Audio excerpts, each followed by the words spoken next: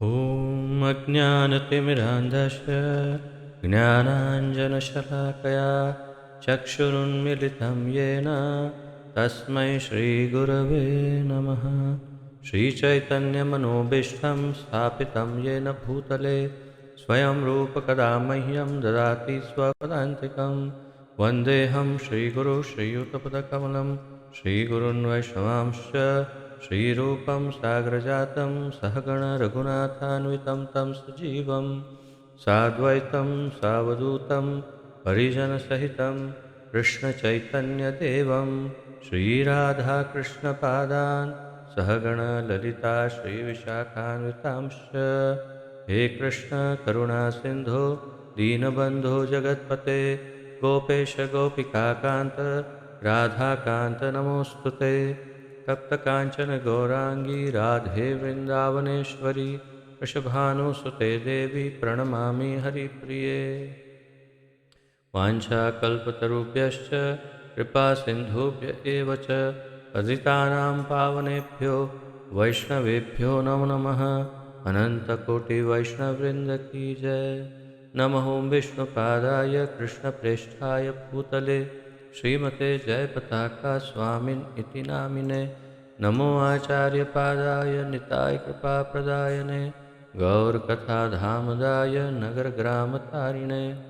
नमः विष्णुपादाय कृष्णप्रेष्ठाय भूतले श्रीमते भक्तिवेदान्त स्वामिन् इति नामिने। नमस्ते सारस्वते देवे गौरवाणी प्रचारिणे निर्विशेषशून्यवादी पाश्चात्यदेशतारिणे। जय श्री कृष्ण चैतन्य प्रभु नित्यानंद श्री अद्वैत गदाधर श्रीवासादि गौर भक्तवृंद। हरे कृष्ण कृष्ण कृष्ण हरे हरे, हरे राम राम राम हरे हरे। हरे कृष्ण कृष्ण कृष्ण हरे हरे, हरे राम राम राम हरे हरे। हरे कृष्ण कृष्ण कृष्ण हरे हरे, हरे राम राम राम हरे हरे।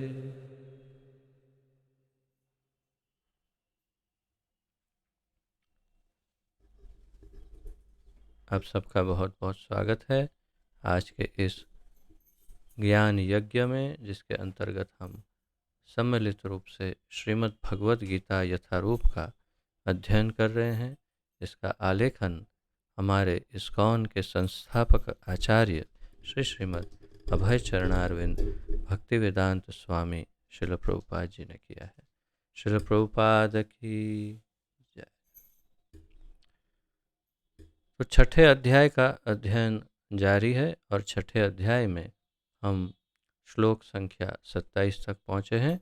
तो आइए उच्चारण करते हैं अध्याय 6 श्लोक संख्या 27।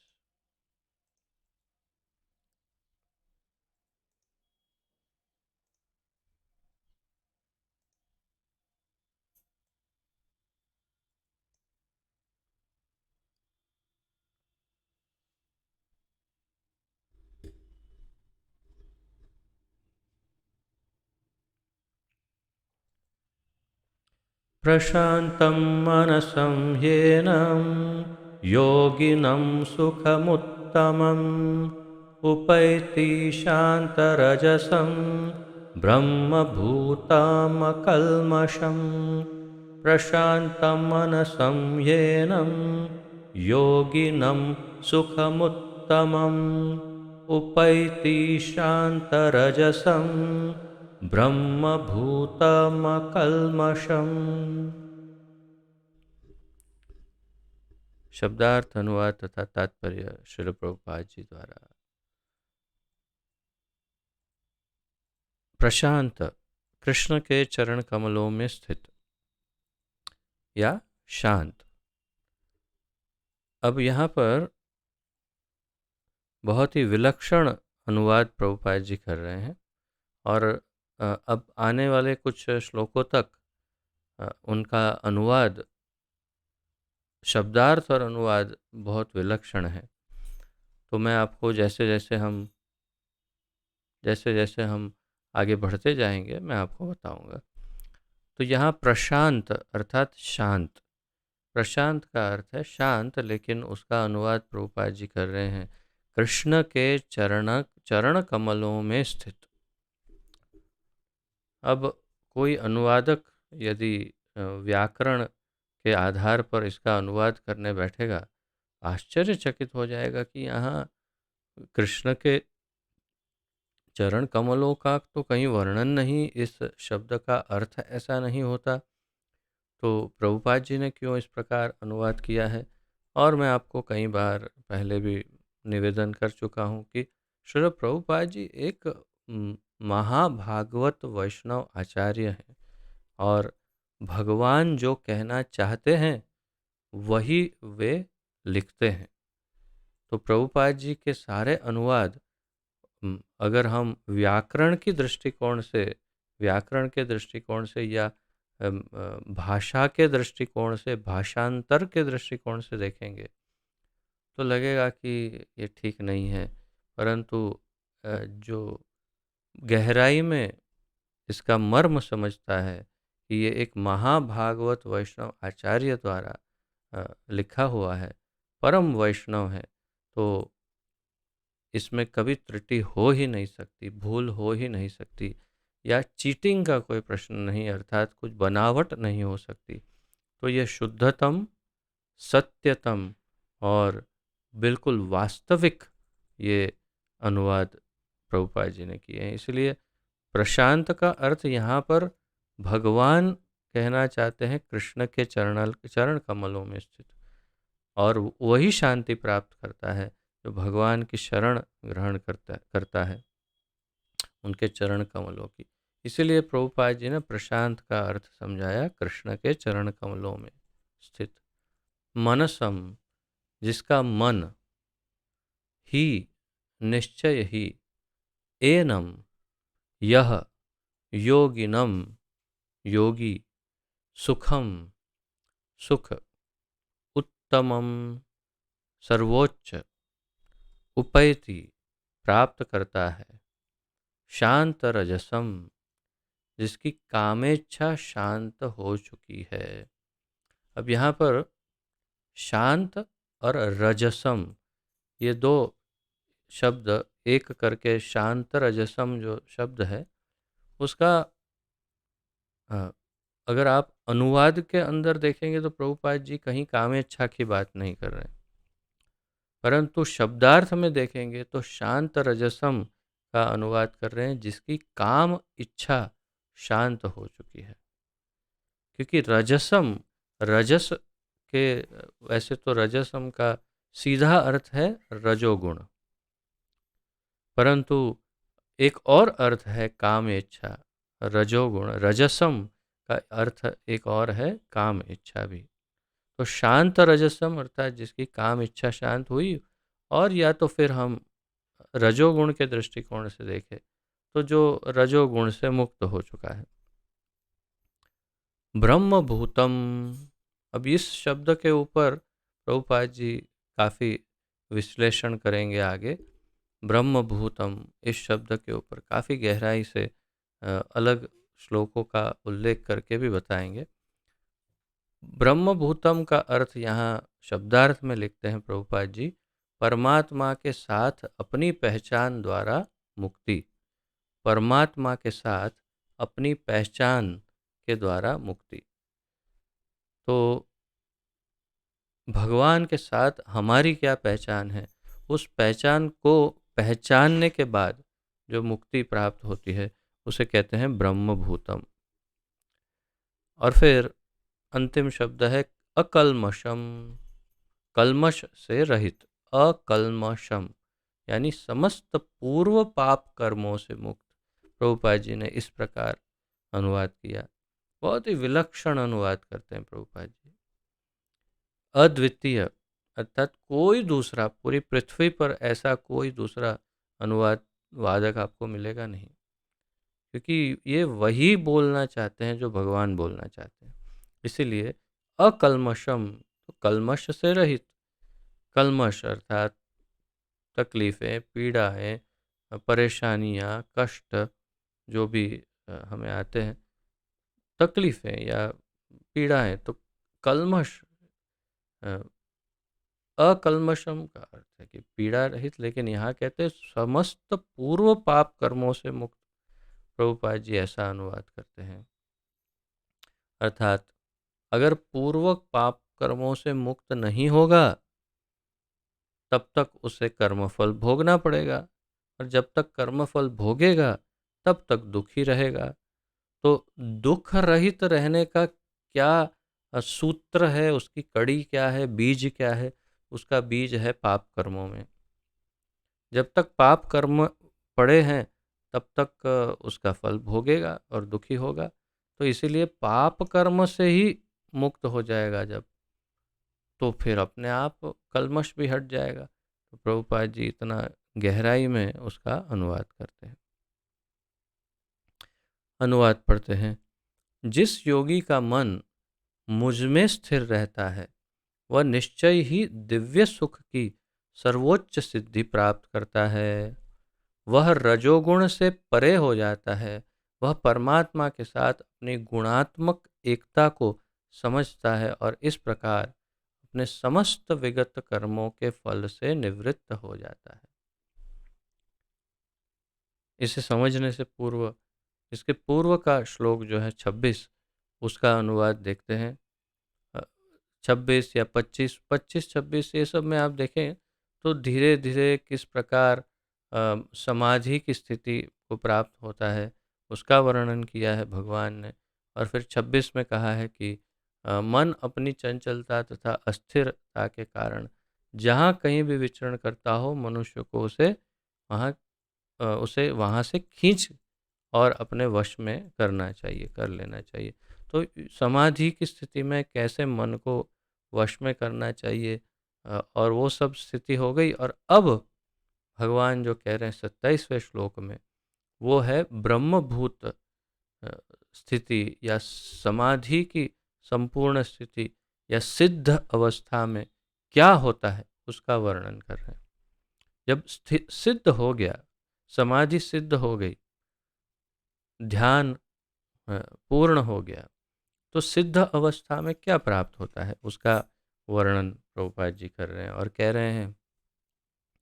जिस योगी का मन, यानी भगवान कह रहे हैं, जिस योगी का मन मुझ में स्थिर रहता है वह निश्चय ही दिव्य सुख की सर्वोच्च सिद्धि प्राप्त करता है। यहाँ पर एक और विलक्षण अनुवाद का परिचय हो रहा है। अत्यंत विलक्षण अनुवाद। यहाँ अनुवाद में प्रभुपाद जी लिखते हैं, जिस योगी का मन मुझ में स्थिर रहता है, अर्थात भगवान कह रहे हैं जो योगी मुझ में अपना मन स्थिर करता है। लेकिन यदि श्लोक में देखें तो श्लोक में कहीं भी भगवान मुझ में ऐसा नहीं कह रहे हैं। आप एक एक शब्दों को यदि देखें तो प्रशांतम, मनसम ही, एनम, योगिनम। अब यहाँ एनम जो है, एनम, एनम से शायद कुछ लिंक प्राप्त कर सकते हैं, परंतु बाकी योगिनम, सुख, सुखम, उत्तमम, उपैति, शांतरजसम, ब्रह्मभूतम, अकल्मषम। लेकिन यहाँ कहीं भी भगवान ने ऐसा तो नहीं कहा माम या मुझ में, ऐसा कुछ नहीं कहा। ब्रह्म में, ब्रह्म की बात कर, ब्रह्मभूत की बात कर रहे हैं, और प्रशांत मन की बात कर रहे हैं, सुख की बात कर रहे हैं, योगी की बात कर रहे हैं। लेकिन अपनी बात तो कहीं नहीं, कहीं मैं तो कहा नहीं। तो फिर प्रभुपाद जी ने यहाँ ऐसा अनुवाद कैसे किया कि भगवान जैसे बोल रहे हो कि मुझ में योगी स्थिर करे मन को। इसका कारण बहुत गहरा है। इसे समझना केवल शुद्ध भक्तों या तो भक्तों के लिए ही संभव हो सकता है, अन्यथा इसको भूल के रूप में ही देखेंगे। कोई सामान्य दृष्टिकोण से देखेगा तो इस अनुवाद को भूल के रूप में देखेंगे कि या तो फिर अयोग्य अनुवाद के रूप में देख सकते हैं कि ऐसा लिखा नहीं भगवान ने, तो इन्होंने क्यों ऐसा अनुवाद। परंतु फिर एक बार यही स्मरण करें कि ये अत्यंत उत्कृष्ट, उत्तम अधिकारी महाभागवत परम वैष्णव, बहुत शुद्ध भक्त एक वैष्णव आचार्य का लिखा हुआ है, जो स्वयं भगवान की वाणी ही कह रहे हैं। इसलिए त्रुटि का कोई प्रश्न ही नहीं, भूल का। तो ये इसीलिए यहाँ पर ऐसा कह रहे हैं मुझ में, क्योंकि आगे आने वाले श्लोक में इसके बाद या इससे बाद वाला एक आध श्लोक में भगवान इस बात को फिर मेरे ख्याल से 30 या 31वें श्लोक में भगवान स्पष्ट करते हैं। मुझ में करके फिर एकदम से स्टार्ट करते हैं। तो उसके साथ लिंक करें तो ये 2-3 श्लोक जो है वास्तव में उसी श्लोक में जाके लीन हो जाते हैं या विलीन हो जाते हैं। अर्थात उस श्लोक के मूल में ये सब श्लोक हैं। ये सब श्लोक धीरे धीरे धीरे जा करके उस श्लोक में विलीन हो जाएंगे, जिसके अंदर भगवान कहते हैं मुझ में। देख लेते हैं 28 फिर 29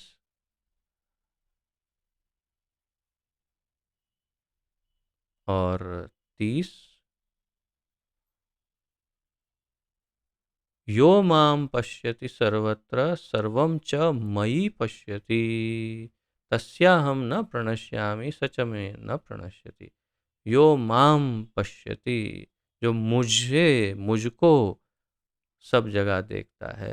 तो ये जो 30वां श्लोक है जिसमें भगवान स्पष्ट कह रहे हैं मैं, मुझे, उसके सूत्र में, उसके मूल में ये दोनों श्लोक जुड़े हुए हैं, और 29, 28 और 27 ये तीनों श्लोक।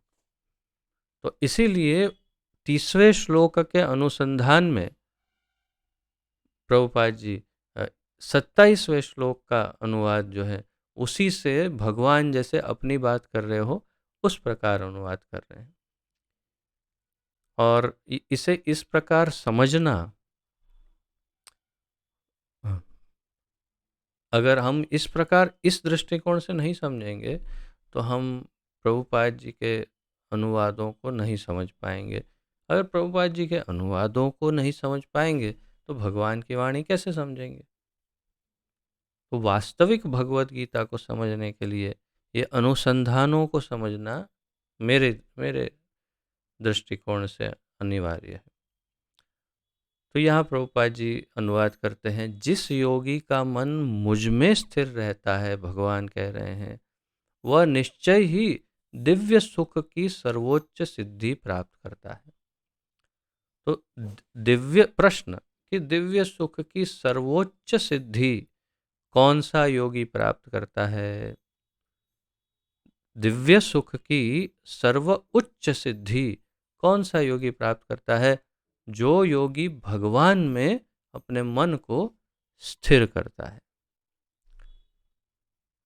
ठीक है, अब आगे कहते हैं वह रजोगुण से परे हो जाता है।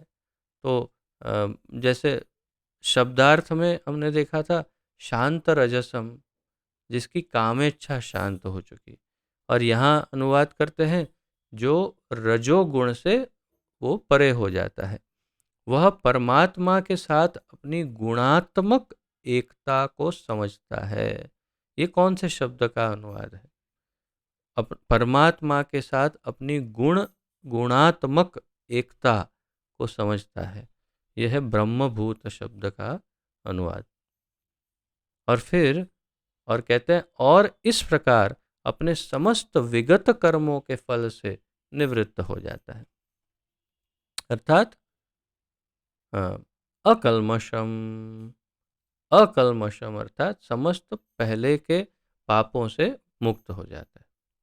फिर से समझते हैं, मेरे विचार से ये श्लोक जो है वो काफ़ी गहरा श्लोक है, और इसीलिए मैं इसके अंदर जितना हो सकता है आपको गहराई में ले जाने का प्रयास कर रहा हूँ। क्योंकि देखिए, पहले ही हमने देख लिया कि प्रभुपाद जी ने अनुवाद बहुत विलक्षण, शब्दार्थ में ही अनुवाद विलक्षण किए, और फिर अनुवाद के अंदर भी उन्होंने बहुत विलक्षण ढंग से प्रस्तुत किया। जो भगवान ने वास्तव में नहीं कहा उस प्रकार से कहा कि मुझ में। तो यहाँ फिर से जिस योगी का मन मुझ में स्थिर रहता है, ठीक है, उससे दिव्य सुख और सर्वोच्च सिद्धि प्राप्त होती है। ये बात एक बात है, क्लियर हो गई। अब दूसरे पॉइंट में कह रहे हैं वो रजोगुण से परे हो जाता है। कौन? जो योगी भगवान में अपना मन स्थिर करता है, उसका एक दिव्य सुख उसको प्राप्त हुआ, दूसरा सर्वोच्च सिद्धि प्राप्त हुई, और तीसरा रजोगुण से परे हुआ। परमात्मा के साथ वह अपनी गुणात्मक एकता को समझता है। चौथा, परमात्मा के साथ अपनी गुणात्मक एकता को भी समझने लगा। अब ये क्या बात है? तो यह है ब्रह्मभूत। ब्रह्मभूत अर्थात भगवान के साथ लगभग एकता जैसा, लेकिन उसका उसका स्पष्टीकरण प्रभुपाद जी तात्पर्य में भी करेंगे। पर यहाँ पर उन्होंने यही स्पष्ट कर दिया कि वह परमात्मा के साथ अपनी गुणात्मक एकता को समझता है। ये नहीं कि वो भगवान बन जाता है। जैसे हमने कई बार देखा है, ये इस बात की चर्चा की है कि हम और भगवान गुणात्मक रूप से एक है। और वो क्या है? सच्चित आनंद। भगवान सच्चिद आनंद है, हम भी सच्चिद आनंद है। जैसे सागर और सागर की कुछ बूंदे, सूर्य और सूर्य की कुछ किरणें, अग्नि और अग्नि के कुछ अगन शिखाएं। लेकिन बूंदे सागर नहीं होती, किरणें सूर्य नहीं होता, और अगन शिखाएं छोटे छोटे तिनके जो हैं वो अग्नि नहीं होते। तो इसी प्रकार हमारी गुणात्मक एकता भगवान के साथ, इसे ब्रह्मभूत अवस्था कहते हैं। और इस प्रकार अपने समस्त विगत कर्मों के फलों से निवृत्त हो जाता है। तो ये पांचवा पॉइंट है कि जो भगवान में अपना मन स्थिर करता है, उसके दिव्य सुख उसे प्राप्त होता है, सर्वोच्च सिद्धि प्राप्त होती है, रजोगुण से परे हो जाता है, परमात्मा के साथ अपनी गुणात्मक गुणात्मक एकता समझता है, तथा अपने समस्त विगत पहले के कर्म फलों से भी मुक्त हो जाता है अपने आप ही। तो ये एक महत्वपूर्ण पॉइंट है योगी के लिए। जरूरी है कि वो अपने पूर्व कर्मों से मुक्त हो, अन्यथा पाप से मुक्त नहीं होगा, तब तक वो आध्यात्म में आगे नहीं बढ़ पाएगा। इसलिए ये भी महत्वपूर्ण है। अब चलते हैं तात्पर्य में। What is that? पांचवा पॉइंट है भगवान अपने समस्त विगत कर्म फलों से निवृत्त हो जाता है।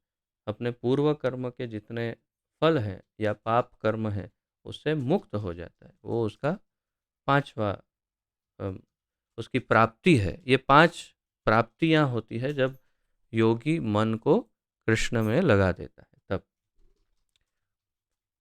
तात्पर्य, ब्रह्मभूत वह अवस्था है जिसमें भौतिक कल्मश से मुक्त होकर भगवान की दिव्य सेवा में स्थित हुआ जाता है। ब्रह्मभूत उस अवस्था को कहते हैं, प्रभुपाद जी समझा रहे हैं इस शब्द को, क्योंकि अगर हम सीधा अनुवाद देखेंगे तो जैसे कुछ व्याकरणकार या भाष्यकार जिस प्रकार अनुवाद करेंगे, उस प्रकार अगर समझने का प्रयास करेंगे तो अर्थ का अनर्थ ही समझेंगे कि भगवान में एक हो जाना। इसलिए ब्रह्मभूत अवस्था की व्याख्या बहुत अच्छी तरह से प्रभुपाद जी यहाँ करना चाहते हैं। काफ़ी लंबा इसका उन्होंने बल्कि तात्पर्य में यही समझाया है, यूँ समझो।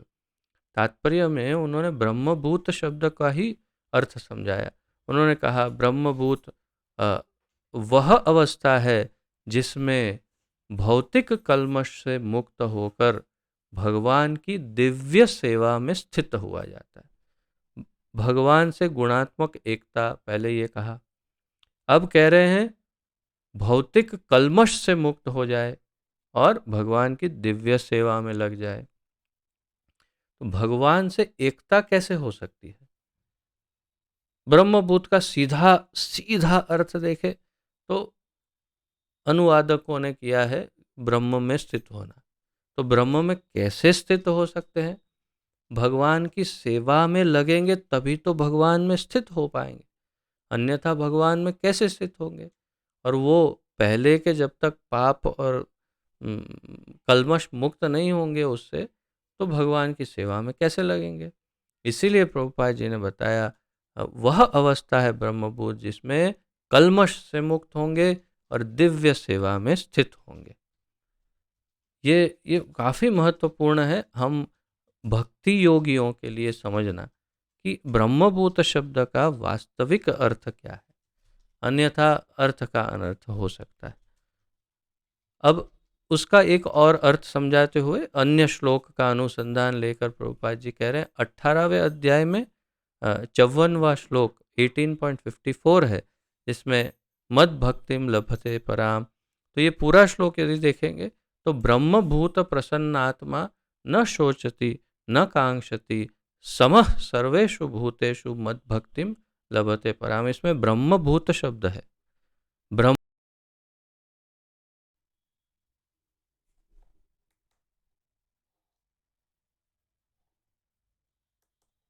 ब्रह्मभूत प्रसन्नात्मा ये शब्द है इसमें। तो ब्रह्मभूत प्रसन्न आत्मा यही शब्द है। जब आप उस श्लोक को पढ़ेंगे भगवत गीता में 18.54, तो उसमें आप देखिएगा इसी तरह प्रभुपाद समझाते हैं ब्रह्मभूत शब्द को, और उसका अनुसंधान लेकर के यहाँ बता रहे हैं जब तक मनुष्य का मन भगवान के चरण कमलों में स्थिर नहीं हो जाता तब तक कोई ब्रह्म रूप में नहीं रह सकता। तो ब्रह्म रूप में कब रहेगा? जब भगवान में मन स्थिर हो जाएगा। अर्थात कि भगवान के साथ जो ऐक्य है, एकाकार होना, वो सब चीज़ों को पूरी तरह से खंडित ही कर रहे हैं प्रभुपाद जी, क्योंकि वो सब बेकार बातें हैं। भगवान के साथ एक हो जाना या ब्रह्म बन जाना, ये जिसे कहते हैं मिथ्या धारणा है। धारणा है अर्थात मान्यता, और मिथ्या अर्थात गलत, मिथ्या धारणा है। इसलिए तो इतना परिश्रम करके प्रभुपाद जी तात्पर्य में सिर्फ इसे ही समझा रहे हैं। जब तक मनुष्य का मन भगवान के चरण कमल में स्थिर नहीं हो जाता तब तक कोई ब्रह्म रूप में नहीं रह सकता। सवई मन कृष्ण पदार विंदयो हो, भगवान समझा, प्रभुपाद जी समझाते हैं। भगवान की दिव्य प्रेमा भक्ति में निरंतर प्रवृत्त रहना या कृष्ण भावनामृत में रहना वस्तुतः रजोगुण तथा भौतिक कल्मश से मुक्त होना है। भौतिक कल्मश से कैसे मुक्त हुआ ऐसे समझा जाए? भौतिक कल्मश से मुक्त हुआ ऐसा कब माना जाए? भगवान की दिव्य प्रेमा भक्ति में निरंतर निरंतर प्रवृत्त रहना। बहुत ही एक व्याख्याएं जो प्रभुपाद जी कर रहे हैं उस पर गहरा चिंतन आवश्यक है। भगवान की दिव्य प्रेमा भक्ति में निरंतर प्रवृत्त रहना या कृष्ण भावनामृत में रहना वस्तुतः रजोगुण तथा मिथ्या कल्मश से मुक्त होना है। क्षमा करिए, भौतिक कल्मश से मुक्त होना है। तो रजोगुण से मुक्त, जैसे भगवान ने कहा यहाँ पर शांत रजसम, तो शांत रजसम की अवस्था कब प्राप्त होगी? जब भगवान के की प्रेमा भक्ति में हम निरंतर स्थित रहेंगे तब, अन्यथा शांत रजसम की अवस्था प्राप्त नहीं हो सकती। तो इस बात को गहराई से समझना होगा। अब 28वें श्लोक को उच्चारित करते हैं और देखते हैं भगवान आगे क्या बताते हैं।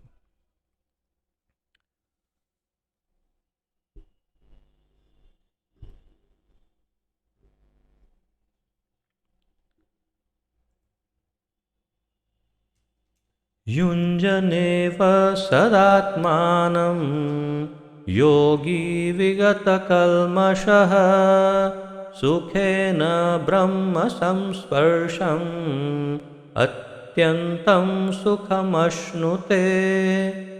युञ्जनेवं सदात्मानं योगी विगतकल्मषः सुखेन ब्रह्म संस्पर्शम् अत्यंतं सुखम अश्नुते।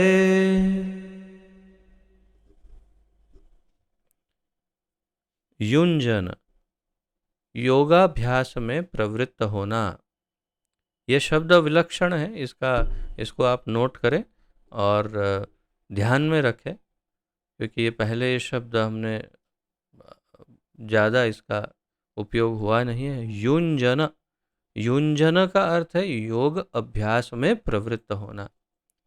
एवं इस प्रकार सदा सदैव आत्मानम, स्व आत्मा को, योगी, योगी जो परमात्मा के संपर्क में रहता है।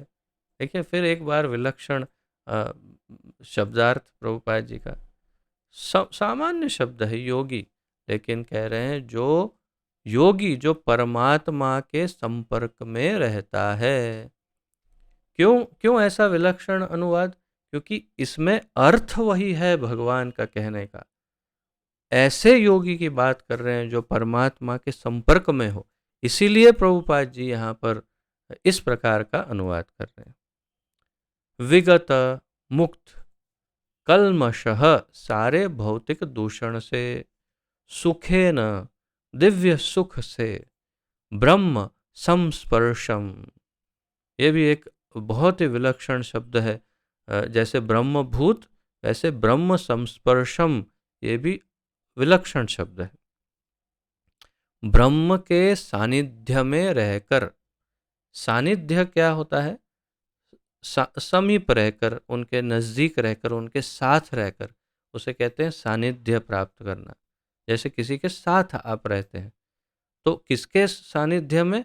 ब्रह्म के सानिध्य में। इसे कहते हैं ब्रह्म संस्पर्शम। कैसे हो सकता है?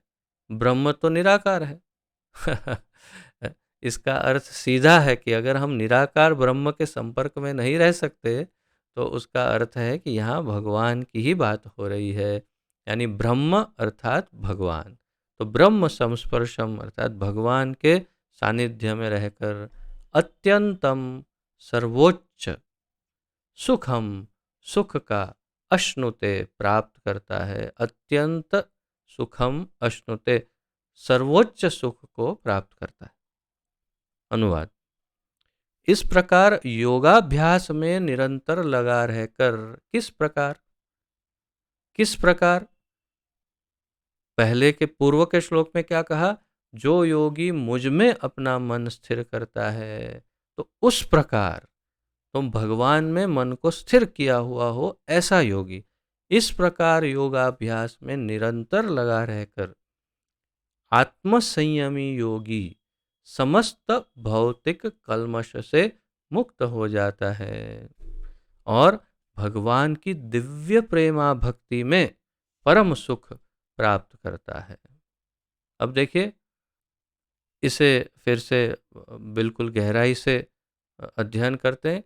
जो योगी ने अपना मन कृष्ण में स्थिर किया है, कृष्ण के चरणारविंद में स्थिर किया है, ऐसा योगी जब योगाभ्यास में निरंतर लगा रहे, निरंतर लगा रहकर आत्मसंयमी योगी, दूसरा पॉइंट बताया भगवान ने कि वो आत्मसंयमी होगा। क्योंकि पहले बहुत बार कहा, कई श्लोकों में कहा, लेकिन इस श्लोक में फिर रिपीट करना पड़ रहा है भगवान को कि याद रहे आत्मसंयमी योगी।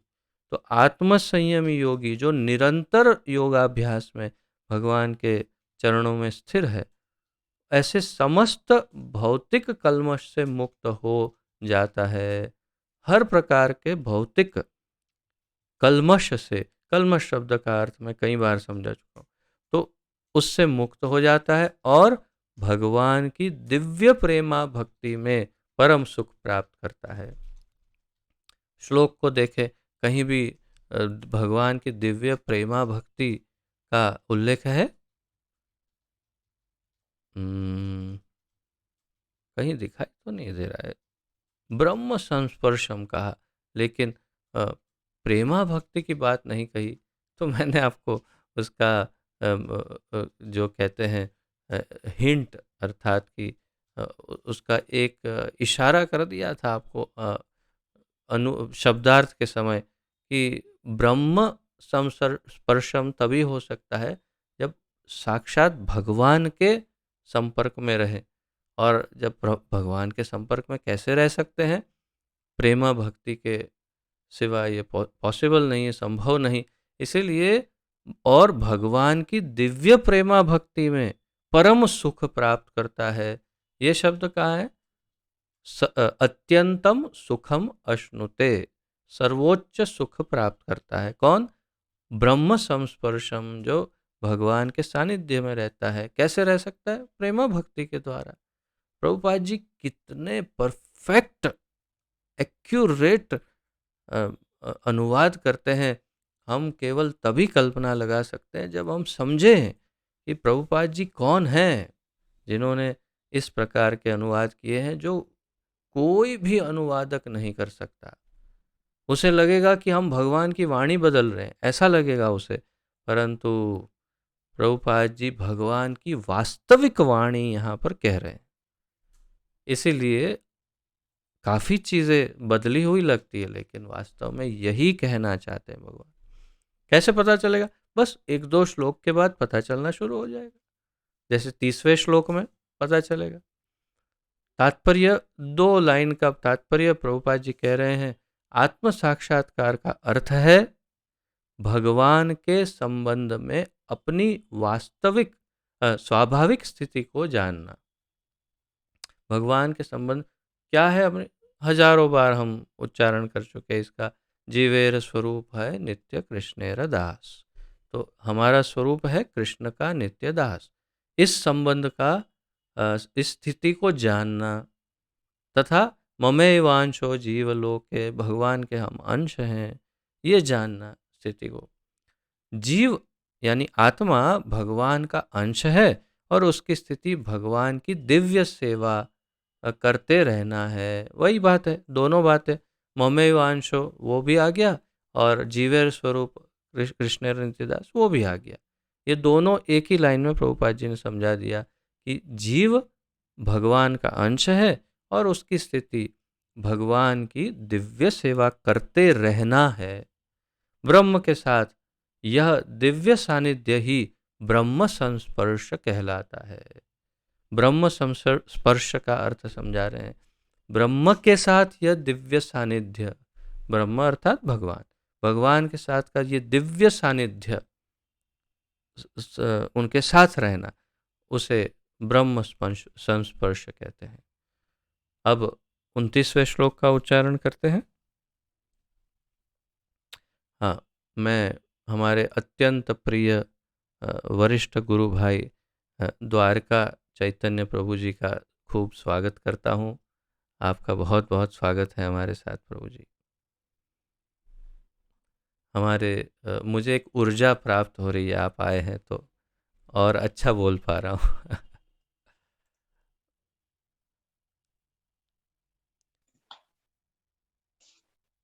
कृष्ण, हरे कृष्ण प्रभु, हरे कृष्ण।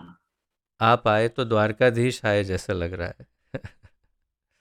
नहीं प्रभु, ऐसा नहीं, आपकी ऐसी दिव्य दृष्टि है, इसके लिए आप ऐसा देखता है प्रभु। हरी हरी, कंटिन्यू कीजिए। धन्यवाद प्रभु जी। तो यहाँ पर 29वें श्लोक का उच्चारण करते हैं और फिर उसका अनुवाद देखते हैं। सर्वभूतस्थात्मानं सर्वभूतानि चात्मनि ईक्षते योगयुक्तात्मा सर्वत्र समदर्शनः। सर्वभूतस्थात्मानं सर्वभूतानि चात्मनि ईक्षते योगयुक्तात्मा सर्वत्र समदर्शनः। सर्वभूतस्थम आत्मानं, ये सही उच्चारण होगा। सर्वभूतस्थम आत्मानं, इसे ऐसे उच्चारण करेंगे तो योग्य उच्चारण होगा। अब शब्दार्थ देखते हैं। सर्वभूतस्थम, सभी जीवों में स्थित, आत्मानम, परमात्मा को। अब देखिए, हमने कई बार आत्मा शब्द का अर्थ अनुवाद देखा है, और इसकी चर्चा भी हम कई बार पूर्व में कर चुके हैं कि हर बार आत्मा शब्द का अर्थ अलग हो सकता है। जैसे आत्मा का अर्थ है आत्मा, आत्मा का अर्थ है शरीर, आत्मा का अर्थ हो सकता है मन, आत्मा का अर्थ हो सकता है परमात्मा। आत्मा का कई कई अर्थ और भी दो तीन अर्थ हैं जो आत्मा शब्द के अर्थ हो सकते हैं। तो यहाँ पर आत्मानम शब्द का अर्थ है परमात्मा को, और सामान्य कोई अनुवादक होगा जो केवल भाषा पर ही ध्यान देता होगा तो उसका अर्थ करेगा आत्मा, तो समझेगा ओ आत्मा का इतना महत्व है, आत्मा में ध्यान करना है। वो समझ ही नहीं पाएगा भगवान क्या कहना चाहते हैं। इसीलिए आचार्य की आवश्यकता होती है। कोई योगी कहने का मतलब है कोई जो योगा सिखाता हो ऐसा कोई व्यक्ति, या कोई कोई पुजारी, कोई कर्मकांडी ब्राह्मण, या कोई चिंतक फिलोसोफर, या कोई पॉलिटिशियन, ऐसे लोग जब ये भगवत गीता लिखते हैं तो बड़े बड़े भयानक, बहुत बड़ी बड़ी गलतियां कर बैठते हैं। जो भगवान कहना चाहते हैं उसको संपूर्ण रूप से उसे अ, विमुख हो जाते हैं। तो यहाँ पर प्रभुपाद जी हमारे हमें सही मार्ग दिखा रहे हैं, रास्ता दिखा रहे हैं। आत्मानम का यहाँ अर्थ आत्मा नहीं परमात्मा है। सर्व सभी भूतानि जीवों को च भी आत्मनि, आत्मा में, अब यहाँ पर आत्मा का अर्थ आत्मा ही है। आत्मनि आत्मा में, इक्षते देखता है, योग युक्त आत्मा कृष्ण चेतना में लगा व्यक्ति। जो कृष्ण, अब देखिए योग युक्त आत्मा, अब कैसे समझा जाए इसे? अनुवाद देखेंगे तो योग में लगा हुआ आत्मा, लेकिन प्रभुपाद जी अनुवाद कर रहे हैं कृष्ण चेतना में लगा व्यक्ति। ये कोई सामान्य व्यक्ति इस प्रकार अनुवाद नहीं कर सकते। इसीलिए योग का अर्थ कृष्ण चेतना ही है, या कृष्ण भावना। सर्वत्र सभी जगह समदर्शन, समभाव से देखने वाला। अनुवाद, वास्तविक योगी समस्त जीवों में मुझको तथा मुझ में समस्त जीवों को देखता है। निस्संदेह स्वरूप सिद्ध व्यक्ति मुझ परमेश्वर को सर्वत्र देखता है। ये दूसरा श्लोक है जिसमें कहीं भी भगवान ने मैं नहीं कहा, लेकिन प्रभुपाद जी ने अनुवाद में कहा। और वही फिर रिपीट करूंगा कि ये सब 30वें श्लोक के अनुसंधान में हो रहा है। जब 30वां श्लोक पढ़ेंगे तो भगवान कह रहे हैं मैं, इसी के अनुसंधान में ये सारी बातें प्रभुपाद जी क्यों कह रहे हैं? क्योंकि भगवान भी उसी के अनुसंधान में ये सब कह रहे हैं। शब्द मैं इस्तेमाल नहीं कर रहे हैं, ब्रह्म और ऐसे शब्दों का उपयोग कर रहे हैं, बल्कि यहाँ पर तो उन्होंने सर्वभूतस्थ आत्मानम कह दिया, अर्थात परमात्मा कहा। तो आगे जाकर कहेंगे वही कहेंगे कि सभी जीवों के हृदय में बैठने वाला परमात्मा मैं ही हूँ। ईश्वर सर्वभूतानाम वो भी कहा, और फिर कहा सर्वस्य चा हम रिद्धि सन्निविष्टो। ये सब के अनुसंधान को अगर जोड़ेंगे कड़ियों को, तब जाकर के इस अनुवाद को हम समझ पाएंगे। इसीलिए अनुवाद सर्वश्रेष्ठ अनुवाद है, और भगवान जो कहना चाहते हैं वही प्रभुपाद जी ने लिखा है। वास्तविक योगी समस्त जीवों में मुझे देखता है और मुझ में समस्त जीवों को देखता है। निस्संदेह स्वरूप सिद्ध व्यक्ति। अब वो पहली लाइन तो समझाने की आवश्यकता नहीं, जो सबको भगवान में स्थित देखता है, या सभी जीवों के अंदर भगवान को जो देखता है। प्रभुपाद जी फिर भी समझाएंगे उसे तात्पर्य में। और फिर यहाँ कहा जो स्वरूप सिद्ध व्यक्ति है वो निस्संदेह मुझ परमेश्वर को सर्वत्र देखता है। अर्थात आत्म साक्षात्कारी या परमात्मा साक्षात्कारी जो है वो सब जगह भगवान को किसी न किसी रूप में अवश्य देखता है। तात्पर्य: कृष्ण भावना भावित योगी पूर्ण दृष्टा होता है। ये बहुत महत्वपूर्ण वाक्य है। जो नोट्स लिख रहे हैं आप सब, ये इसे अवश्य नोट करिएगा।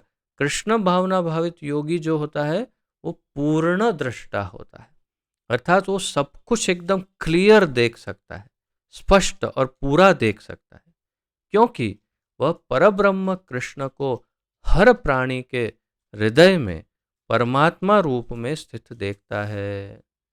उसका कारण प्रभुपाद जी बता रहे हैं, क्योंकि वो हर प्राणी के हृदय में परमात्मा रूप में कृष्ण को देखता है। ईश्वर सर्वभूतानां हृदयेश अर्जुन तिष्ठति। अपने परमात्मा रूप में भगवान एक कुत्ते तथा एक ब्राह्मण दोनों के हृदय में स्थित होते हैं। ये तो हमने वो श्लोक देख ही लिया पूर्व में, पंडिता समदर्शिना, उसमें तो ये कह ही दिया। पूर्ण योगी जानता है कि भगवान नित्य रूप में दिव्य हैं और कुत्ते या ब्राह्मण में स्थित होने से भी भौतिक रूप से प्रभावित नहीं होते। अब पूर्ण योगी की मनस्थिति का परिचय दे रहे हैं प्रभुपाद जी। पूर्ण योगी, अधूरा योगी, पहले अधूरे योगी को समझेंगे तो पूर्ण योगी जल्दी समझ में आएगा। अधूरा योगी वो है कि जो जानता है कि सबके हृदय में भगवान है, लेकिन डाउट है, हाँ शायद भौतिक संसर्ग के कारण, संस्पर्श के कारण हो सकता है भगवान भी थोड़े माया में आ जाते होंगे या थोड़े कमज़ोर पड़ जाते होंगे, या कुछ कुछ सोचता है, मनोभाव, मनोधारणा, मनोधर्म।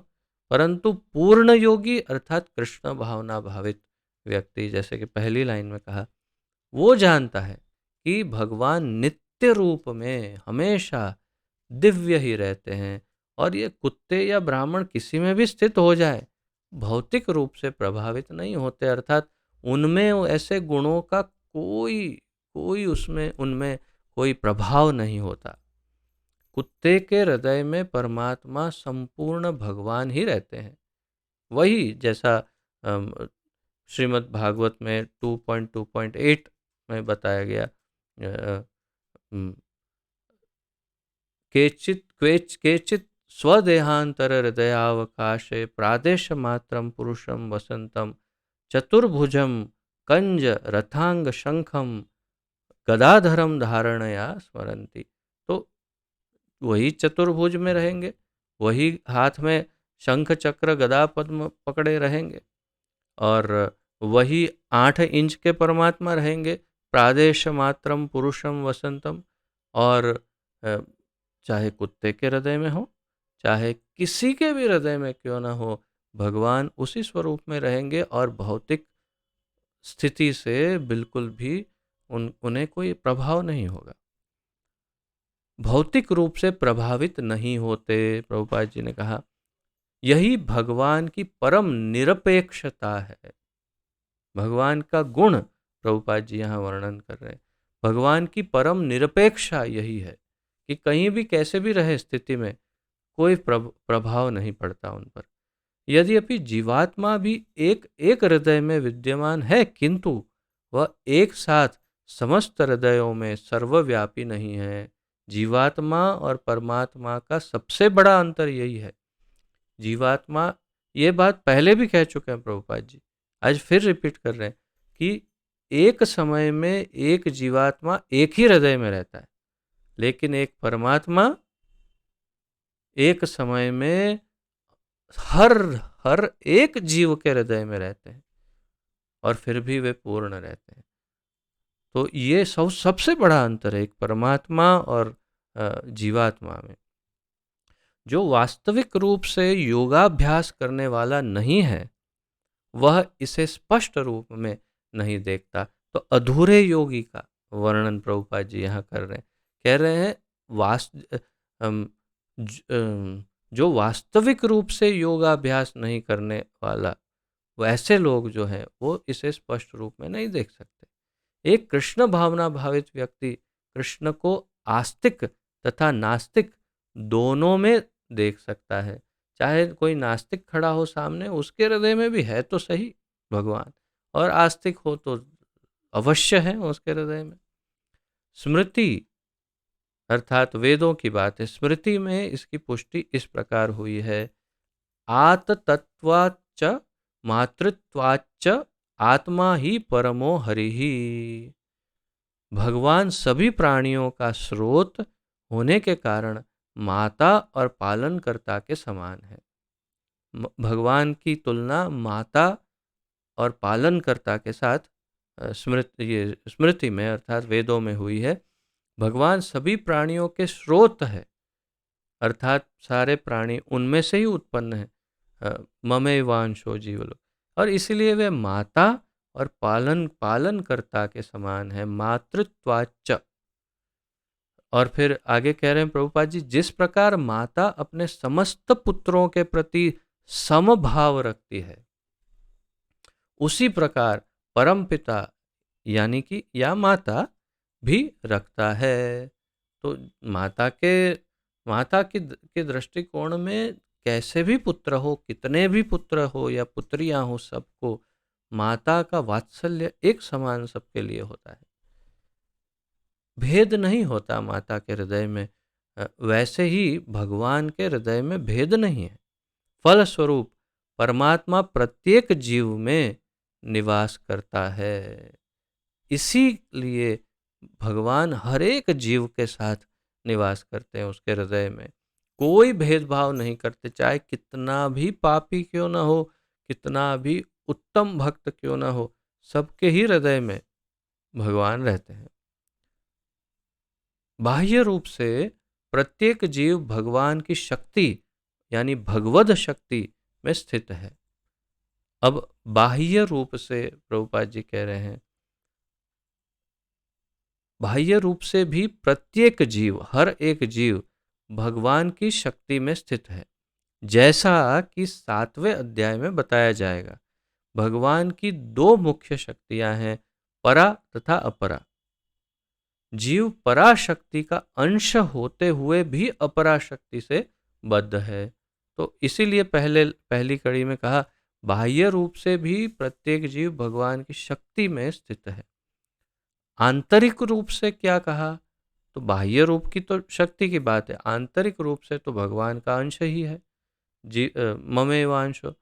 लेकिन बाह्य रूप से भी दोनों में से किसी एक शक्ति में स्थित रहता है जीव, या तो पराशक्ति में या अपराशक्ति में। इसकी कई बार हम चर्चा भक्ति वृक्ष के समय से करते आ रहे हैं। भक्ति वृक्ष में हुई, फिर कई ग्रंथों के अध्ययन में ये चर्चा हुई कि जीव हमेशा तटस्थ रहता है। तटस्था शक्ति, तट दोनों के बीच में, मध्य में, कौन से, परा और अपरा, अंतरंगा बहिरंगा दोनों के मध्य में है। और इसीलिए वो या तो पराशक्ति के संबंध या अपराशक्ति के अंतर्गत होता है, दोनों में से किसी एक शक्ति में रहेगा। बाह्य रूप से प्रभुपाद जी ने कहा, जीव पराशक्ति का अंश होते हुए भी अपराशक्ति से बद्ध है। तो ये किसकी बात है, हम सब बद्ध जीवात्माओं की बात है। और दूसरे हैं नित्य मुक्त जीवात्मा, जो भगवान के साथ हमेशा रहते हैं, नित्य सिद्ध। वे पर अपराशक्ति से बद्ध नहीं है, वे मुक्त है। और हम सब जितने ब्रह्मांड में हैं जीवात्मा, हम सब नित्य बद्ध हैं, हम सब अपराशक्ति से बद्ध हैं। जीव सदा ही भगवान की शक्ति में स्थित रहता है। प्रभुपाद जी कह रहे हैं, किसी न किसी, दोनों में से किसी एक शक्ति में स्थित रहता है जीव। प्रत्येक जीव किसी न किसी प्रकार भगवान में ही स्थित रहता है, किसी न किसी प्रकार भगवान में स्थित रहता है। अब कैसे, योगी समदर्शी है, क्योंकि वह देखता है कि सारे जीव अपने अपने कर्म फल के अनुसार विभिन्न स्थितियों में रहकर भगवान के दास होते हैं। तो योगी की जो समदर्शिता है, उसका परिचय इसके अनुसंधान में दे रहे हैं प्रभुपाद जी, कि योगी की समदर्शिता क्या है कि वो किसी भी अवस्था में जीव क्यों ना हो, बद्ध अवस्था में है किसी या फिर नित्य मुक्त अवस्था में हो या कहीं भी हो, सभी जीव परमात्मा के दास हैं। उस दृष्टिकोण से देखता है। अपरा शक्ति में जीव भौतिक इंद्रियों का दास रहता है। अब प्रभुपाद जी इससे पहले जो वाक्य था उसका अनुसंधान लेकर आगे समझा रहे हैं कि अपरा शक्ति के अंतर्गत जब आएगा जीव, तो वो अपनी इंद्रियों का दास हो जाएगा, गोदास। जैसे 4-5 श्लोकों पूर्व समझा रहे थे प्रभुपाद जी तात्पर्य में, उसे गोदास कहते हैं, इंद्रियों का दास। और अब आगे कह रहे हैं जबकि पराशक्ति में वह साक्षात परमेश्वर का दास रहता है। अगर वो भगवान की अंतरंगा शक्ति, हम जिन्हें राधा रानी कहते हैं, उनके संपर्क में रहेगा या योग माया शक्ति के संपर्क में रहेगा, तो वो नित्य साक्षात भगवान का दास रहेगा। और अगर वो अपराशक्ति के प्रभाव में होगा तो अपनी इंद्रियों का दास रहेगा वो। इस प्रकार प्रत्येक अवस्था में जीव ईश्वर का दास है, चाहे यहाँ देखो वहाँ देखो, है तो भगवान का ही दास। अब यहाँ अपराशक्ति का दासत्व कर रहा है तो भी है तो भगवान की शक्ति। कृष्ण भावना भावित व्यक्ति में यह समदृष्टि पूर्ण होती है। पहला वाक्य जैसे महत्वपूर्ण था, ये आखिरी वाक्य में वही बात। कृष्ण भावना भावित व्यक्ति में यह समदृष्टि पूर्ण होती है। जो ये पूरा पैराग्राफ जिसमें ये सब समझाया प्रभुपाद जी ने, वही समदृष्टि, समदर्शिता, एक कृष्ण भक्त की समदर्शिता का पूरा वर्णन किया। क्यों समदर्शी होता है एक कृष्ण भक्त? वो संपूर्ण रूप से जानता है कि वास्तविकता क्या है जीव की। और अब अत्यंत महत्वपूर्ण श्लोक, जैसे मैं हमेशा आपको इंगित करता हूँ, ये कंठस्थ करने योग्य श्लोक में से एक है, अत्यंत महत्वपूर्ण श्लोकों में से एक है, तो इसे अवश्य कंठस्थ करिएगा। आइए इसका उच्चारण करते हैं।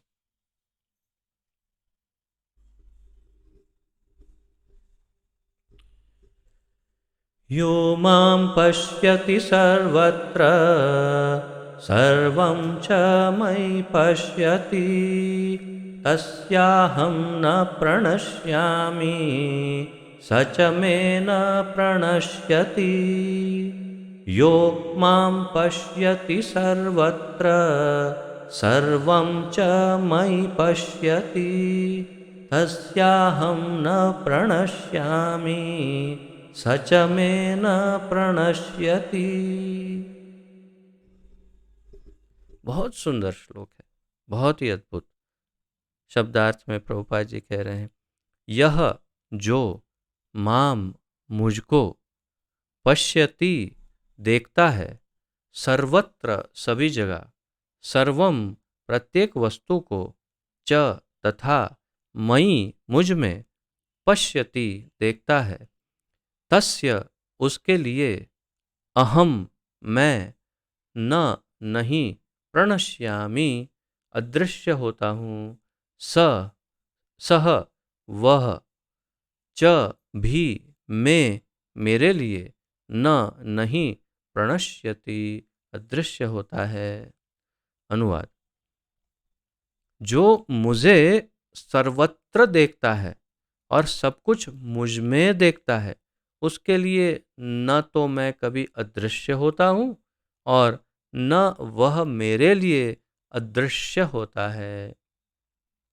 प्रणश्यति शब्द के अर्थ को देखेंगे अगर व्याकरण के दृष्टिकोण से, तो या फिर शब्दकोश के दृष्टिकोण से, डिक्शनरी के मीनिंग से, तो प्रणश्यति का एक अर्थ है संपूर्ण रूप से नाश हो जाना, विनाश हो जाना। और उसका सीधा अगर अंतिम अर्थ देखें तो नाश होने के बाद वो दिखाई नहीं देगा, इसलिए अदृश्य। तो प्रभुपाद जी ने प्रणश्यति का अर्थ कहा अदृश्य हो जाना, संपूर्ण विनाश। तो जो मुझे सर्वत्र, भगवान कह रहे जो मुझे सर्वत्र देखता है और सब कुछ मुझ में देखता है, उसके लिए न तो मैं कभी अदृश्य होता हूँ, स्वाभाविक है क्योंकि सभी जगह भगवान को देख ही रहा है तो कैसे अदृश्य होंगे भगवान उसके लिए, और न वो मेरे लिए अदृश्य होता है। ये सबसे महत्वपूर्ण है। हम भक्तों के लिए सबसे महत्वपूर्ण यही बात है, इतना पार्ट, कि ऐसे भक्त जो भगवान को सब जगह देखते हैं, उन वो भगवान के लिए कभी अदृश्य नहीं होते। जैसे हम मंदिर में जाते हैं, प्रभुपाद जी कहते हैं हम क्या भगवान को देखेंगे, हमें हमारे पास आंख है क्या भगवान को देखने के लिए? हम देखेंगे अरे ये मूर्ति बहुत अच्छी है, श्रृंगार अच्छा किया, ये अच्छा। भगवान को देखने की आंखें हम हमारे पास कहाँ है? भगवान हमें देख ले, वही बहुत बड़ी बात है। इसलिए मंदिर में जाना चाहिए ताकि भगवान हमें देख सके। तो यहाँ पर यही महत्व का है कि भगवान हमें देखे, भगवान के लिए हम अदृश्य नहीं होंगे, अर्थात सतत निरंतर भगवान हमें देखते रहेंगे। यही बहुत बड़ी बात है। तो तात्पर्य में प्रभुपाद जी इसका मर्म समझाते हैं कि ये वास्तव में कृष्ण भावना भावित व्यक्ति के लिए ही संभव है। कृष्ण भावना भावित व्यक्ति भगवान कृष्ण को सर्वत्र देखता है और सारी वस्तुओं को कृष्ण में देखता है। ऐसा व्यक्ति भले ही प्रकृति की पृथक पृथक अभिव्यक्तियों को देखता प्रतीत होता हो, किंतु वह प्रत्येक दशा में इस कृष्ण भावनामृत से अवगत रहता है कि प्रत्येक वस्तु कृष्ण की ही शक्ति की अभिव्यक्ति है। अर्थात यहाँ पर सार रूप में प्रभुपाद जी शायद ये कहना चाहते हैं कि कहीं ऐसा न समझ ले कोई कि सब जगह भगवान को देखता है, अर्थात ये भी भगवान, ये भी भगवान, ये भी भगवान, तो फिर विशेष क्या है? वो तो निर्विशेष दृष्टिकोण हो जाएगा कि सब कुछ ब्रह्म है, सब कुछ भगवान है।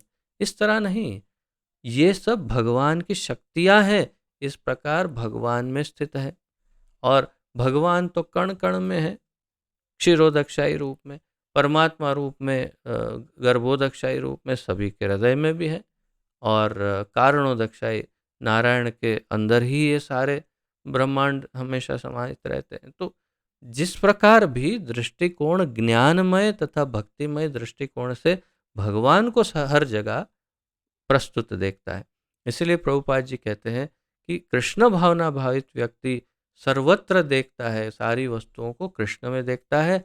ऐसा व्यक्ति भले ही प्रकृति की अलग अलग अभिव्यक्तियों को देखता हो, प्रकृति की अलग अलग अभिव्यक्ति यानी देखता है कि ओ ये अच्छा सुंदर वृक्ष है, अच्छा ये हाथी है, ये गधा है, ये कुछ भी देखते, लेकिन किंतु वह प्रत्येक दशा में हर बार इस कृष्ण भावनामृत से अवगत रहता है कि प्रत्येक वस्तु कृष्ण की ही शक्ति की अभिव्यक्ति है। ये नहीं देखता है ये हाथी है भगवान, गधा है भगवान, ऐसे नहीं। वो कृष्ण की शक्ति की अभिव्यक्ति के रूप में भगवान के दर्शन करता है। कृष्ण भावनामृत का मूल सिद्धांत ही यह है कि कृष्ण के बिना कोई अस्तित्व नहीं है और कृष्ण ही सर्वेश्वर है। ये तो कृष्ण भावना का मूल सिद्धांत प्रभुपाद जी बता रहे हैं।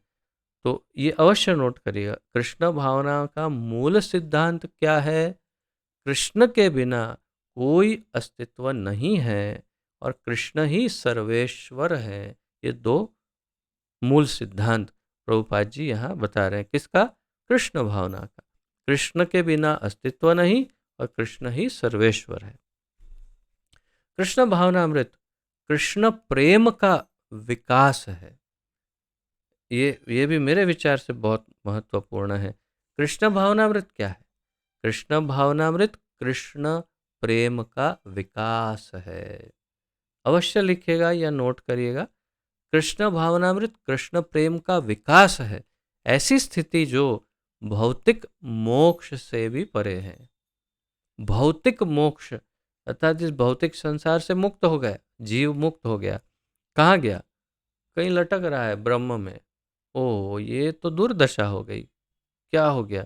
अरे बस ऐसे स्थिर होकर, फ्रीज होकर लटक गया ब्रह्म में, मोक्ष हो गया। अरे उससे परे की स्थिति है कृष्ण भावना अर्थात कृष्ण प्रेम, अर्थात भगवान का सानिध्य प्राप्त करना। आत्म साक्षात्कार के ऊपर कृष्ण भावनामृत की इस अवस्था में भक्त कृष्ण से इस अर्थ में एक रूप हो जाता है कि उसके लिए कृष्ण ही सब कुछ हो जाते हैं, और भक्त प्रेममय कृष्ण से पूरित हो उठता है। ये यहाँ पर स्पष्टीकरण कर रहे हैं प्रभुपाद जी की कहीं कोई ब्रह्म में मिक्स हो जाना या मोक्ष सायुज्य मुक्ति का कोई अर्थ इसमें कहीं घुसा न दे। इसलिए आत्म साक्षात्कार के ऊपर कृष्ण भावनावृत की इस अवस्था में भक्त कृष्ण से इस अर्थ में एक रूप हो जाता है, कृष्ण से एक रूप हो जाता है, ब्रह्मभूत हो जाता है। लेकिन उसका अर्थ क्या कि उसके लिए कृष्ण ही सब कुछ हो जाते हैं। ओत प्रोत जिसे कहते हैं, एक शब्द है, ओत प्रोत हो जाता है, कृष्णमय हो जाता है। इसीलिए ऐसा लगता है कृष्ण हो गया, नहीं नहीं, कृष्ण नहीं हो गया, वो कृष्णमय हो गया है, सब कुछ कृष्ण। तो उसके लिए कृष्ण ही सब कुछ हो जाते हैं, और भक्त प्रेममय कृष्ण से पूरित हो उठता है, प्रेममय कृष्ण से पूरित हो उठता है, कृष्ण प्रेम से ही पूरा भर जाता है। तब भगवान तथा भक्त के बीच अंतरंग संबंध स्थापित हो जाता है, बिल्कुल इंटीमेट रिलेशन, अंतरंग संबंध तब स्थापित होता है भगवान के साथ। तो ये भी प्रश्न पूछा जा सकता है आपकी टेस्ट के लिए कि भगवान और भक्त के बीच अंतरंग संबंध कब स्थापित होता है? जब, और फिर ऊपर के लाइन में जैसे समझाया वैसे, कृष्ण प्रेम वास्तव में उस अवस्था में जीव को विनष्ट नहीं किया जा सकता, और न भगवान भक्त की दृष्टि से ओझल होते हैं। अर्थात जीव जीव विनष्ट नहीं, कि जीव तो वैसे भी विनष्ट नहीं हो सकता, परंतु ये किस अर्थ में बता रहे हैं कि जीव को विनष्ट नहीं किया जा सकता? अर्थात कि वो कहीं किसी योनि में पड़ा है, सड़ रहा है, जन्म जन्मांतर इस चक्र उस चक्र में घूम रहा है, नहीं नहीं, ऐसा नहीं होगा उसके साथ। वो सदैव भगवान की दृष्टि में रहेगा और भगवान के साथ भी रहेगा। तो इसीलिए वो जन्म मृत्यु के चक्र से भी मुक्त हो जाएगा और भगवान के समीप भी आ जाएगा और भगवान के सामने रहेगा। तो इसीलिए कहा कि और न भगवान भक्त की दृष्टि से ओझल होते हैं, और भगवान भी भक्त के की दृष्टि से कभी नहीं ओझल होंगे। भक्त है, कृष्ण में तादात्म्य होना, आध्यात्मिक लय, आत्मविनाश है, जिसे भगवान प्रभुपाद जी अंग्रेजी में, I think is he translating spiritual suicide या suicide, something like that, just check, spiritual annihilation, okay. Prabhupada ji अन्य कई स्थानों पर इसे स्पिरिचुअल सुसाइड यानी आध्यात्मिक आत्महत्या कहते हैं, और यहाँ पर कह रहे हैं कृष्ण में तादात्म्य होना, आध्यात्मिक लय, आत्मविनाश है। तो कृष्ण में तादात्म्य होना अर्थात कृष्ण में मिक्स हो जाना आत्मविनाश है, अर्थात अपने आप को नाश कर देने के बराबर है। भक्त कभी भी ऐसी विपदा नहीं उठाता। ये इसीलिए प्रभुपाद जी इसे स्पिरिचुअल सुसाइड कहते हैं, आध्यात्मिक आत्महत्या। और ये ऐसी आध्यात्मिक आत्महत्या कभी भी एक भक्त नहीं अंगीकार करता, कभी स्वीकार नहीं करता। वो हमेशा भगवान की सेवा करना चाहता है, वो भगवान में मिक्स होना कभी नहीं चाहता। ब्रह्म संहिता के 5वें अध्याय के 38वें श्लोक में कहा गया है, प्रेमांजन चुरित भक्ति विलोचनेन संतः सदैव हृदयेषु विलोकयन्ति यम श्याम सुंदरम अचिंत्य गुणस्वरूपम गोविंदमादिपुरुषम तमहम भजामि। मैं आदि भगवान गोविंद की पूजा करता हूँ, जिनका दर्शन भक्तगण प्रेम रूपी अंजन लगे नेत्रों से करते हैं। वे भक्त के हृदय में स्थित श्याम सुंदर रूप में देखे जाते हैं। ब्रह्मा जी कह रहे हैं कृष्ण प्रेम की बात कर रहे हैं ब्रह्मा जी ब्रह्म संहिता में, प्रेमांजन चुरित भक्ति विलोचनेन, अ, जिनका जिनका दर्शन भक्तगण प्रेम रूपी अंजन लगे नेत्रों से करते हैं। प्रेमांजन चुरित, ऐसा अंजन लगाया है, आंख में काजल लगाया है जो प्रेम रूपी अंजन, भगवत प्रेम, भगवान का प्रेम, कृष्ण प्रेम का अंजन, उससे भगवान का दर्शन करते हैं। संत सदैव हृदयेषु विलोकयन्ति, हमेशा भक्त के हृदय में कृष्ण को आप देख सकते हैं। देखना है कहाँ है कृष्ण? संत के हृदय में, भक्त के हृदय में देखो। सदैव हृदयेषु, हमेशा। और किस स्वरूप में? यम श्याम सुंदरम, श्याम सुंदर के रूप में। बोलिए राधा श्याम सुंदर की जय। श्याम सुंदर के रूप में देखे जाते हैं ठाकुर जी एक भक्त के हृदय में। ये ब्रह्मा जी स्वयं कह रहे हैं, उन्हें भी पता है कि भक्तों के हृदय में सुंदर, श्याम सुंदर के रूप में भगवान पाए जाते हैं। वे भक्त के हृदय में स्थित श्याम सुंदर के रूप में देखे जाते हैं। इस अवस्था में न तो भगवान कृष्ण अपने भक्त की दृष्टि से ओझल होते हैं और न भक्त ही उनकी दृष्टि से ओझल हो पाता है। यही बात योगी के लिए भी सत्य है, क्योंकि वह अपने हृदय के भीतर परमात्मा रूप में भगवान का दर्शन करता है। तो अंततोगत्वा प्रभुपाद जी, क्योंकि ये ध्यान योग का अध्याय है और ध्यान योगी की मूल बात है, तो इसलिए प्रभुपाद जी अंततोगत्वा बता रहे हैं कि एक ध्यान योगी भी अपने हृदय में परमात्मा को सदैव उनके दर्शन करता है और भगवान भी उन पर हमेशा अपनी दृष्टि बनाए रखते हैं। तो इसलिए इस आखिरी लाइन में ये क्लियर कर रहे हैं, ऐसा योगी शुद्ध भक्त बन जाता है और जो परमात्मा में ध्यान लगा रहा है वो अंततोगत्वा तो शुद्ध भक्त ही बन जाता है और अपने अंदर भगवान को देखे बिना एक क्षण भी नहीं रह सकता। एक क्षण भी भगवान को बस मैं आपको एक दो दिन पूर्व यही बता रहा था, प्रहलाद ध्रुव महाराज की कथा, कि ध्रुव महाराज ने भागवत में लिखा है कि जैसी हृदय में, अंतःकरण में स्पष्ट छवि भगवान की उत्पन्न हो गई चतुर्भुज रूप में, एकदम सुंदर, और ध्रुव उनसे एकदम आकर्षित हो गए, मोहित हो गए, और अचानक वो दृश्य बंद हो गया।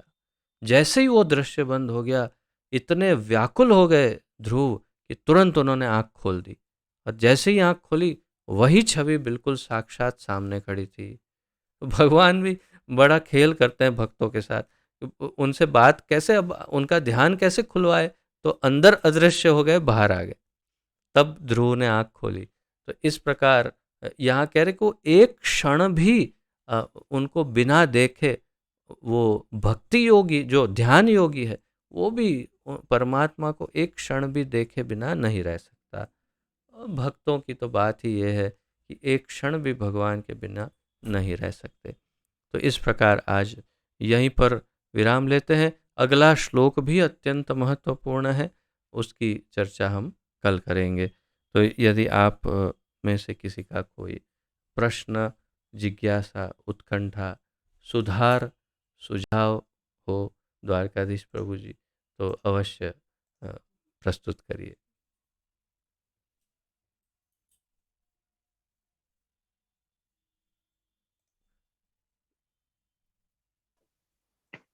हरे कृष्णा प्रभु, दंडवत प्रणाम। धन्यवाद, प्रणाम। नहीं प्रभु जी, भी मैं तो क्या बोल सकता हूँ, आपने जो अच्छा समझाया इसके लिए आपका मैं आभार मानता हूँ। और एक बार मैं और मेरा वाइफ भी है, हरे कृष्ण मंत्र से आपका हम आभार प्रस्तुत करते हैं। हरे कृष्णा कृष्णा कृष्णा हरे हरे, हरे राम राम राम हरे हरे। धन्यवाद, दोनों के चरणों में मेरा दंडवत प्रणाम। हमारे साक्षात प्रभुपाद इधर है और आपकी वाणी से वो भी आज बहुत खुश है। ओहो, ये तो मेरे लिए बड़ी शर्म की बात है कि हमारे परम दादाजी हमारे सामने हैं, गुरुदेव, और उनके सामने मैं बोला, कोई त्रुटियां हो तो क्षमा करें प्रभुपाद जी हमारी। धन्यवाद प्रभु जी, ऐसे ही जुड़ते रहिए, आशीर्वाद देते रहिए। ठीक है प्रभु, ठीक है। हरे कृष्ण, हरे हरे कृष्ण। कृष्ण। तो यदि किसी का कोई प्रश्न और जिज्ञासा हो तो पूछ सकते हैं। हाँ।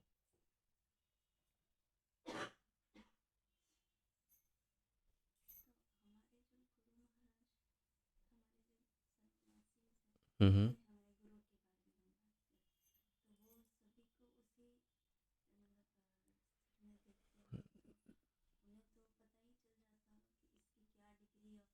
We can't know that. प्रश्न ऐसा है कि क्या हमारे गुरुदेव जो हैं वे इस प्रकार के समदर्शी हैं या होंगे कि जो सबको समदर्शिता से, समदृष्टि से देख पा रहे होंगे। परंतु हम उनको, उनकी, उनके लेवल को हम कैसे देख सकते हैं? वे हमारे गुरु हैं, वो हमारा लेवल देख सकते हैं, लेकिन हम उनका लेवल कैसे देख सकते हैं?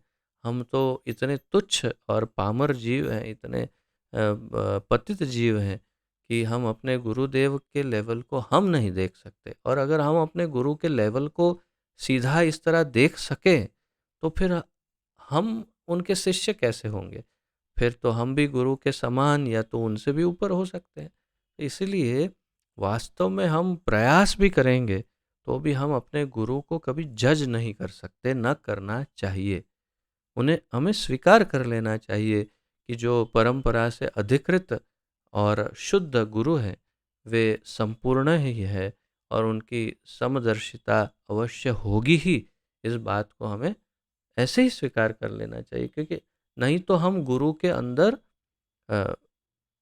लेवल देखने का प्रयास कर रहे हैं, ऐसा हो जाएगा तो दोष हो जाएगा। क्योंकि हम फिर ये सोचेंगे, अच्छा मेरे गुरु में ये है, वो गुरु में है कि नहीं, अच्छा उसमें शायद थोड़ा कम है, अच्छा इसमें मेरे गुरु से भी ज़्यादा है। तो ये सब तुलनात्मक जो बातें हैं उससे हम अपराध ही अपराध करने लग जाएंगे। इसलिए ऐसी बातों में मन को जाने ही नहीं देना चाहिए। स्वीकार करना चाहिए कि समदर्शी होंगे ही, है ही, क्योंकि वे पिता है। गुरु पिता होता है तो वो समदर्शी ही होता है। जैसा प्रभुपाद जी ने तात्पर्य में माता का उदाहरण दिया, स्मृति में लिखा है भगवान माता है, सबको एक समान देखती है, तो गुरु भी तो पिता है, एक समान देखते हैं। और समदर्शिता तो वैसे ही उनमें रहती है क्योंकि ज्ञानी है, तो सभी जीवों को एक समान देखते ही हैं। ऐसा हमें स्वीकार करना चाहिए, ये मेरा मत है।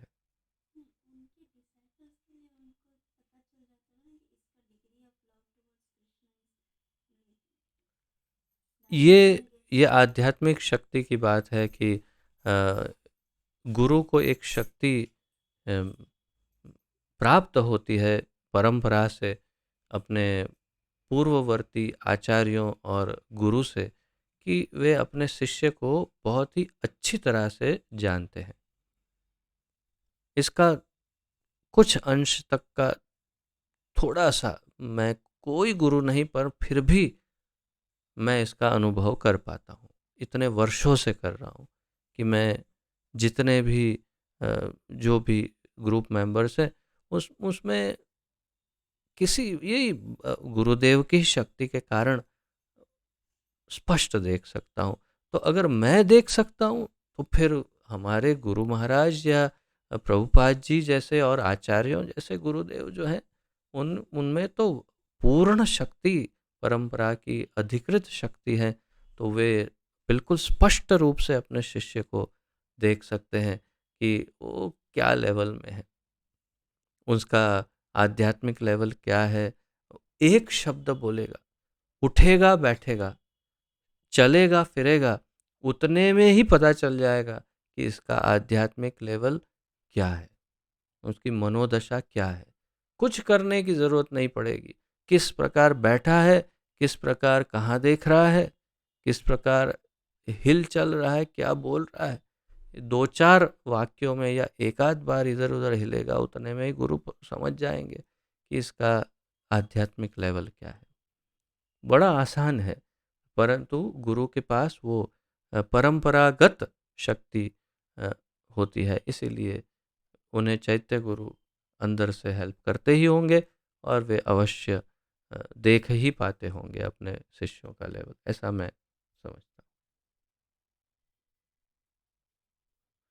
ठीक है, और कोई प्रश्न या उत्कंठा है, किसी जिज्ञासा?